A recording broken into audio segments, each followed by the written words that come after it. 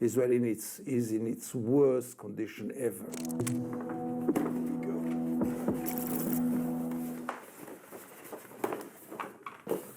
Actually, all the Israelis we spoke to this week are 100% behind the actions of Israel inside Gaza, and they are even saying that the images coming out of Gaza are fake news. That's a typical product of a very efficient brainwash system that the Israelis are unfortunately exposed to. They choose it. The media chooses not to tell Israelis what's going on in Gaza, and the Israelis are very happy about it. They don't want to know. And instead, we are still, all of us, on the 7th of October, with all the atrocities and crimes, which were horrible, and the hostages, which is also a horrible scene. But what about 2.3 million people who are dying in starvation, who are killed in dozens every day systematically? What about making Gaza an unlivable place on a systematic basis? Every day, another neighborhood, another village, another quarter. Yeah. So is that proof of that the citizens of this country are in complete denial? Or does everyone know what is going on?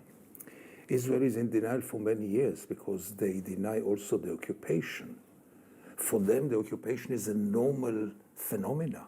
The fact that 5 million people have no rights, for them, for most of the Israelis, it's normality. Not to speak about it, that it is legitimate. And now the 7th of October also gave them much more power to deny. Because all of a sudden we are the victims. They are comparing it to the Holocaust. They say it's the second catastrophe after the Holocaust, as if it's comparable at all. Right, but are you saying that Israel has actually always been like that, or the 7th of October has radicalized? Israel has, both are true. Israel always lived in denial, by the way, ever since it was born. Ever since the first lie about a people without a land, which arrives to a land without a people. This was the first denial of Zionism. But it lives in a denial. After the 7th of October, we came out of the closet. Now the denial is much deeper, and also the legitimacy to commit crimes is much bigger. Because look what they have done to us. So now we have the right to do whatever we want. Big countries like France, the UK, Canada, Australia are now recognizing the Palestinian state. Do you feel that this is going to force the Israeli government to change their course? Even not for a second. It is a hollow lip service. I've been yesterday to the West Bank on the day of the declaration.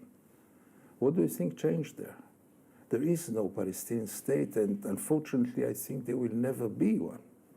Because the only state which counts for this is Israel, and Israel will never recognize a real viable Palestinian state. And those recognitions in the UN and the initiative of France and others, very impressive, but it is a hollow lip service to show your public opinions that you are doing something for Gaza. It will not stop the war. It will not promote a Palestinian state. We are farther than ever from a Palestinian state. So who is this recognition for? For their own public opinions, for their own consciousness, for their own moral thinking. Here we do something. There is a genocide, and here we do something. We just don't sit and do nothing. We are doing something. Nothing more than this. Can you show on the map what is actually left of the Palestinian state as it was envisioned? First of all, the Palestinian state was the entire land until 48. There was the plan of dividing the land, and the Palestinians said no. We have to remember this. Israel said yes. You can see it maybe in my book. And what is left, what is totally left is around 25% of the original Palestine. And now Israel is not ready even over the 25. We want them to compromise not over the whole land. We want them to compromise over the 25%. Even this we are not ready. And there will be never a Palestinian state here, because in this 25% which are left, namely the West Bank and Gaza, but in the West Bank there are 700,000 settlers. Who is going to evacuate them? They are, part of them, very violent people. It will be impossible that they will live under Palestinian authority. And if they are not evacuated, you don't have a Palestinian state. We have to change the discourse. We have to realize that the Palestinian state is a train that left the station, and not continue to talk about it while knowing that it will never happen. What should countries of Europe, let's just talk about that, do, or what can they do at this stage? What would be more effective? Just ask yourself, what did you do, especially your country, but others, what did you do vis-à-vis the first apartheid state, namely South Africa? It was working so well. After my visits in South Africa, they all say that the real the game changer was when the commercial community, the business community came to the Prime Minister and to the government and said, we cannot take it anymore. This boycott kills us. We cannot take it anymore. So, economic sanctions, that's what any kind of things which will make Israelis accountable for the crimes. It is impossible that we will continue to commit a genocide and life in Tel Aviv will be the same like it was before. This is not normal. The fact that restaurants and cafes are here so overpacked is not normal. When 1 hour drive from here, people are massacred. So we have to start to pay for it and to be punished for it, and maybe this will make the Israelis think about it. The Netherlands is a big investor in Israel. Mm-hmm. So what should the government do? Exactly what it did with South Africa. Exactly the same. If you want really to influence, if you want just to pay lip service, recognize Palestine, condemn Israel, you might even call the ambassador back to Amsterdam.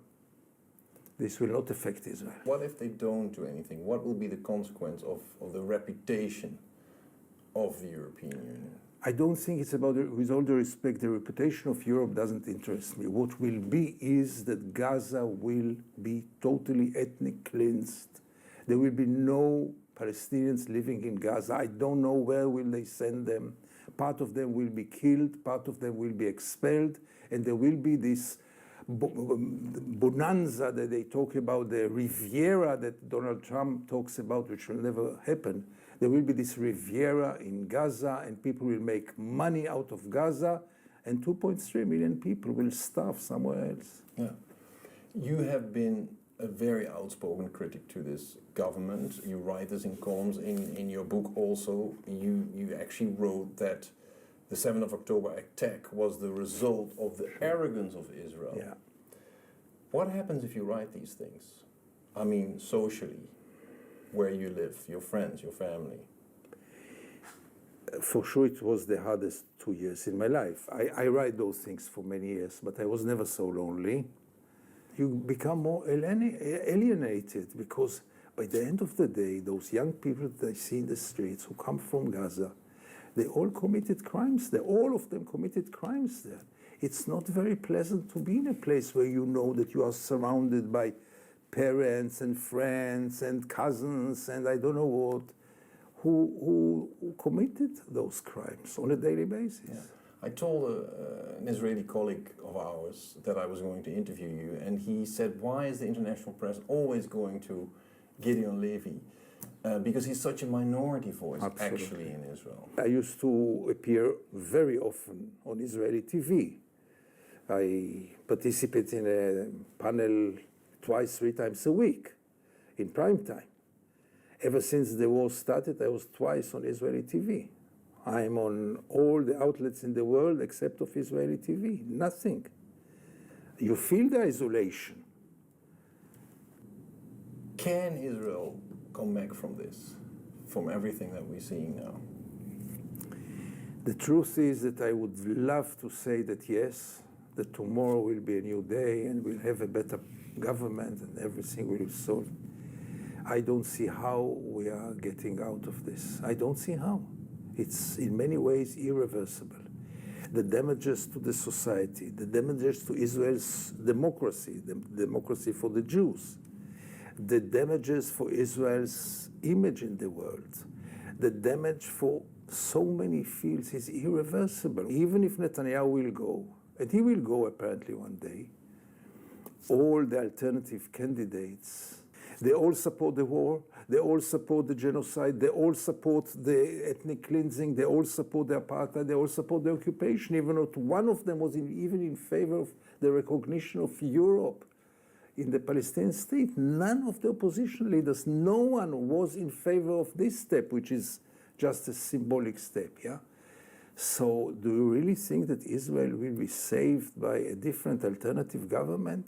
I have my doubts. Has the government of Prime Minister Netanyahu actually made Israel safer with all of this? You must be joking, I guess. Israel is in its worst condition ever. Israelis are afraid to go abroad, either because they are afraid or because they are ashamed. It's very unpleasant and maybe dangerous to be an Israeli abroad today. It's very dangerous to be a Jew in Israel. It's the most dangerous place for Jews in the world today.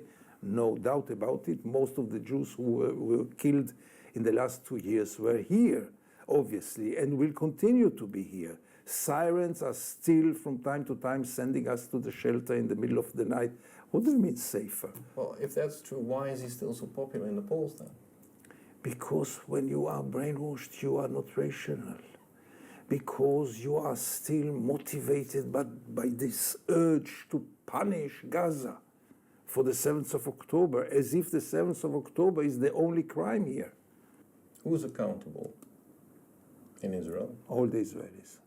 All the Israelis. Including yourself? But sure, I'm part of it. What do you mean? All the Israelis. When I go abroad, and I go quite often now, if there will be demonstrations against my lecture or something, I will totally understand it. If people will not want to meet me, I'll totally understand it. I'm part of Israel, sure.